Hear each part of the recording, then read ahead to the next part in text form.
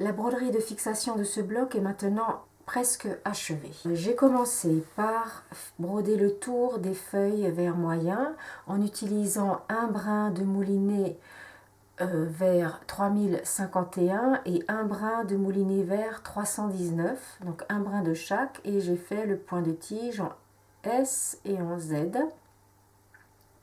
Ici j'ai utilisé le mélange de points, point arrière et point devant pour faire la nervure centrale. Pour la petite branche, j'ai utilisé le perlé 5 coloris 869. J'ai également fait un brin de tige dans ce sens-là. Ensuite, j'ai brodé le delphinium. Donc, pareil, j'ai commencé par ce côté-ci. J'ai fait les petites griffes tout autour avec un brin en double de moulinet coloris 552. Donc là, vers le haut, les petites griffes. Et de ce côté-ci, le point de tige en S. Je termine là. Et puis, je remonte ici et je fais le point de tige en redescendant de nouveau vers la tige. Donc, tous les petites fleurs ont été brodées de la même façon en démarrant soit ici, en faisant les petites griffes. Ensuite, point de tige, point de tige. Les cœurs de Marie, encore une fois, la même technique. Les petites griffes perpendiculaires sur le haut de la fleur. Et cette fois-ci, j'ai utilisé un brin de moulinet coloris 335 avec un brin de moulinet coloris 3047. Donc voilà, les petites griffes perpendiculaires au bord de la feuille. Et ensuite, point de tige, je remonte ici et je redescends point de tige. Pour faire les tiges principales de ces deux éléments, j'ai utilisé la même mèche composée de 3 brins de moulinet 580 et de 3 brins de moulinet 367.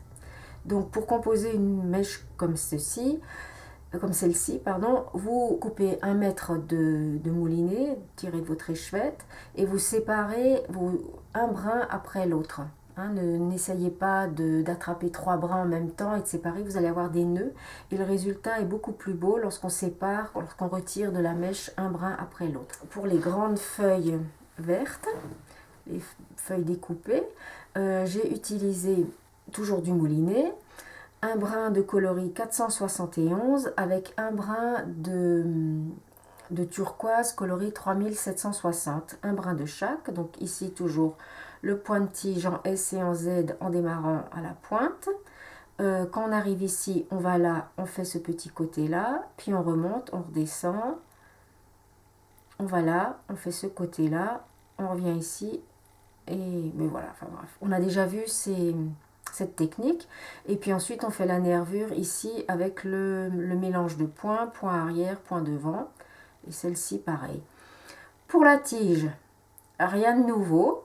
On démarre là, on fait des petits points qui vont être tout contre la pivoine, donc des petits points perpendiculaires, et ensuite point de tige en S et point de tige en Z. Là en bas, ça va être pareil, des petits points perpendiculaires. Alors la pivoine, pour faire le tour, on fait toujours les points perpendiculaires, que j'appelle les petites griffures. Alors, vous voyez, je ne les fais pas trop serrées. Je préfère laisser un aspect un peu plus aéré. Je trouve que quand les points sont serrés, ça fait lourd. Enfin bon, après, c'est à vous de voir ce que vous préférez. Mais si vous faites vraiment des points très denses ici, vous pourriez manquer de fil à la fin de l'ouvrage. Donc voilà, tenez-en compte. Donc voilà les petits points perpendiculaires là. Ici, on fait un point un peu plus allongé pour marquer la séparation entre les pétales. Ici, pour faire le tour du cœur, j'ai utilisé un brin en double de moulinet coloris 725. Et vous faites pareil des petits points à cheval, ils font 2 mm, 2-3 mm, comme ça tout autour. Okay. Nous allons passer à la petite nouveauté, c'est le point arrière fendu. Donc vous préparez une aiguillée, un brin en double de moulinet 335, vous sortez l'aiguille sur votre tracé et au lieu de piquer comme pour un point arrière normal juste à ras du point précédent, vous repiquez dans ce point. Et vous ressortez l'aiguille 2 mm plus loin. Ensuite, vous revenez à nouveau en arrière, vous repiquez dans le point précédent et vous ressortez l'aiguille sur le tracé.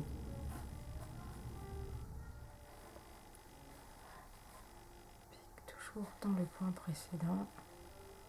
Et on avance sur le tracé. Là, je marque un peu le creux du pétale. C'est un petit point facile et rapide qui permet de donner une ligne plus douce à la broderie que si on utilisait le point arrière normal, et plus facile à exécuter que le point de tige. Donc c'est pour ça que je l'utilise pour ces lignes courbes. Et lorsque vous aurez terminé de broder cette partie, vous pourrez passer au trapunto. L'embellissement du bloc est déjà bien avancé.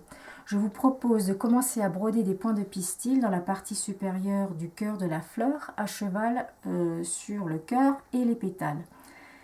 Ces points de pistil vont de là à là. Ensuite, vous allez remplir le cœur avec des points de nœud. Tout ceci au coton perlé 5 coloris 3046. Veillez toutefois à laisser des parties de tissu encore visibles. Ne remplissez pas tout avec le fil. Ensuite, vous allez broder les nervures des feuilles foncées. Vous allez composer une aiguillée d'un brin de moulinet vert clair 471 et un brin de moulinet vert un peu plus soutenu coloris 3051. La nervure centrale est brodée au point arrière ou au point arrière fendu. Ensuite, vous brodez les nervures secondaires avec des points lancés. Alors, soit un grand point, soit deux points un peu plus courts, lorsque la partie est un peu plus large. Et veillez toujours à broder ces nervures secondaires avec un angle fermé ici et ici. Si vous faites un angle ouvert, vous avez des râteaux de télé, ça c'est vraiment très très vilain. Ensuite, avec une aiguillée de perlé 5 coloris 3350, vous allez broder le pistil. Alors pour ce faire, vous allez faire un point de bouclette, vous sortez dans le bas de votre petit cœur de Marie, vous ressortez l'aiguille un peu plus loin, la pointe de l'aiguille passe par-dessus le fil. Voilà, vous placez. Et ensuite, au lieu de faire juste un petit point d'arrêt, vous allez faire un point de nœud en tournant 2 fois le fil autour de l'aiguille. Vous repiquez un peu plus loin, vous resserrez le fil autour de l'aiguille et vous faites traverser. Voilà. Le petit pistil est fait. Ici, vous allez rajouter 2 petits points de tige ou points arrière fendus pour relier les cœurs à la tige principale. Et enfin, pour terminer le cœur de Marie, vous allez ajouter des points lancés. Vous sortez l'aiguille ici, vous repiquez là, vous sortez ici, vous piquez là, vous en faites plusieurs de longueur irrégulière jusqu'à ce que vous soyez satisfait du résultat. Et là, vous utilisez une aiguillée composée d'un brin de moulinet 3047 et un brin de moulinet 335. C'est la même aiguillée qui a servi à broder le tour du petit cœur. Vous allez broder un calice. Vous allez broder avec 2 brins de 580 et un brin de 367 pour le calice. Voilà. Vous allez sortir l'aiguille au bord de la fleur. Vous repiquez ici. Vous ressortez là. Vous allez broder des points lancés en éventail, des points de longueur variés. Donc notre calice est prêt. Voilà. Je peux faire un tout petit point et repiquer dans la tige principale. Nous allons faire chanter le violet et le vert avec un peu de jaune. Vous allez préparer une aiguillée composée d'un brin de moulinet jaune 444 et un brin de jaune 725. Et vous allez broder des points lancés qui vont venir, donc vous sortez l'aiguille par ici et vous allez piquer entre les points lancés verts que vous avez brodés précédemment. Donc vous faites des points de longueur irrégulière.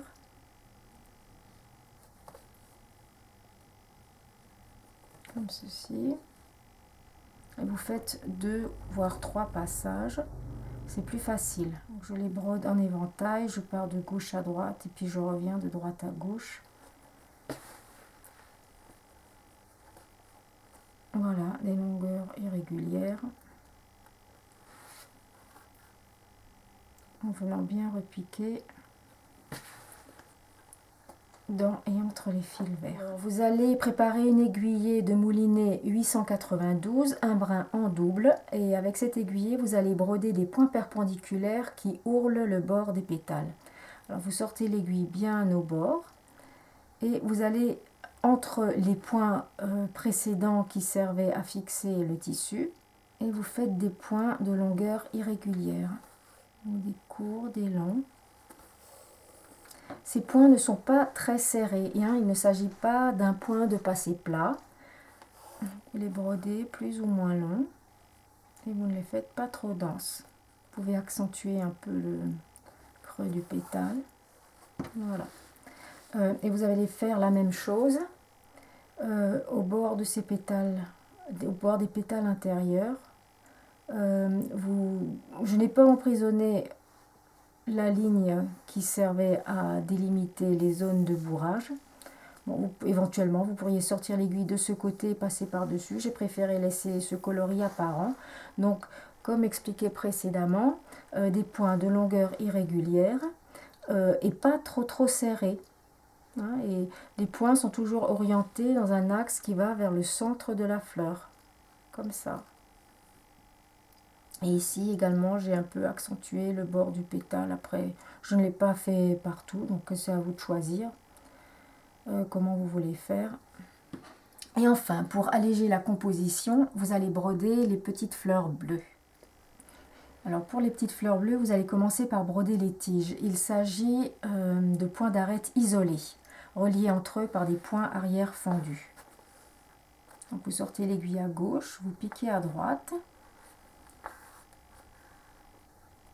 Vous faites une petite queue.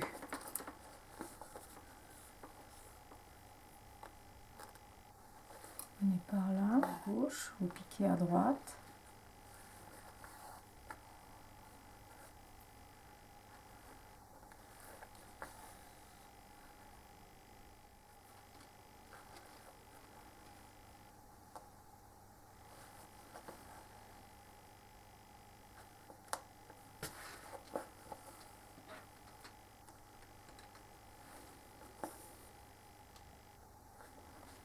Voici la petite tige. Et vous utilisez 2 brins de moulinet 580 avec un brin de moulinet coloris rouille 919.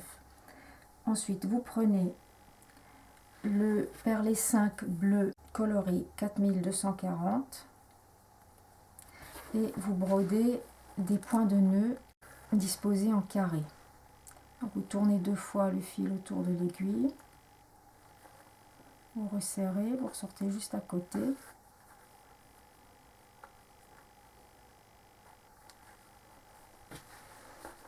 Et quand vous faites le point de nœud, n'oubliez pas qu'il faut toujours resserrer le fil autour de l'aiguille avant de passer l'aiguille au travers du tissu. Sinon, ça ne fonctionne pas. Vous tournez 2 fois.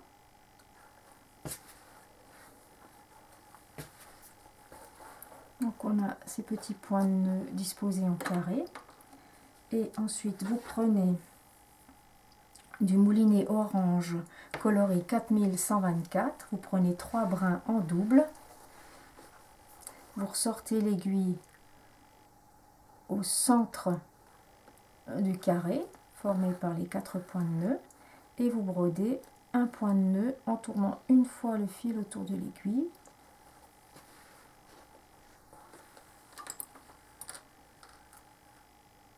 Voilà, la petite fleur est faite.